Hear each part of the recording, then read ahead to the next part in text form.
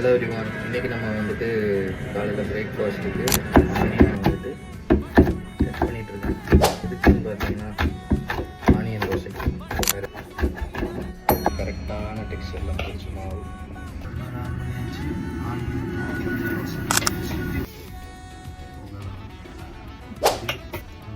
வெங்காய தோசையை விட்டு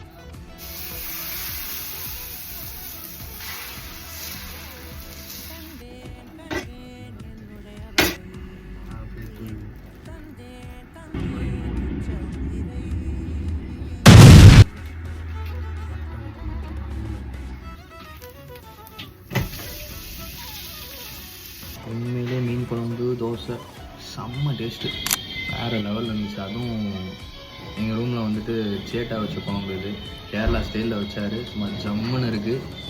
நீங்களும் வந்துட்டு ஃபிஷ் குழம்பு தோசை ட்ரை பண்ணி பாருங்கள்.